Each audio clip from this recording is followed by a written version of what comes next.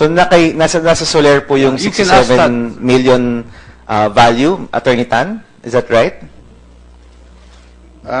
Your Honor, the chips were purchased from Soler. Yes. So yes, we're responsible to pay for when the chips are returned to us. In our books, the 100 million was deducted and transferred to Gold Moon. So nabili na, in short. Yeah, that's correct. Where are the chips? And to answer, Your Honor, yung question whether the chips can be tracked, the non-negotiable chips ng Gold Moon is the same as the non-negotiable chips that they also issue to many of their other players. So we will not know which of the chips were given to the Ding Group as distinguished from other junket players ng Gold Moon kasi the chips are the same. Nasabi ho, attorney, na merong serial number yung mga chips. There are security features, Your Honor, but we don't keep track. When they are given, they're given a bundle of chips, which is the same as other bundle of chips that are given to Are there others. unique numbers in the chips, or there are no unique numbers in the chips?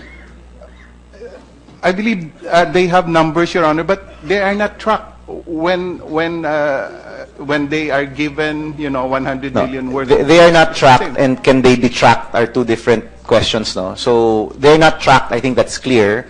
Can they be tracked with looking at the serial number? Meaning unique po ba yung serial number sa bawat chip, or hindi po yan unique?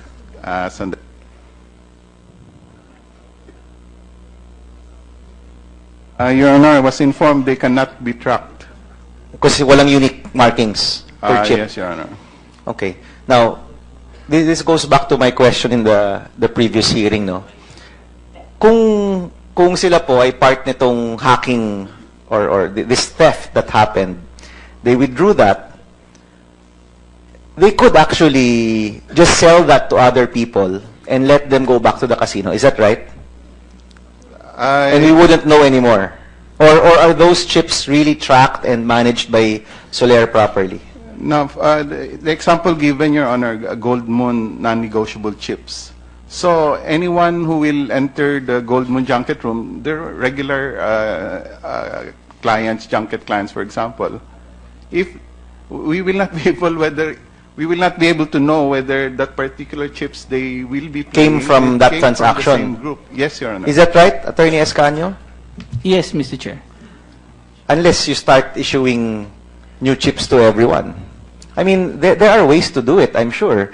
Kasi all of those chips, may account po yan nakabangga. If you issue all the chips to your junkets, if you issue new chips based on how much money is in their account, mabubukod yung mga lumang chips, di ba? There's a way to do it.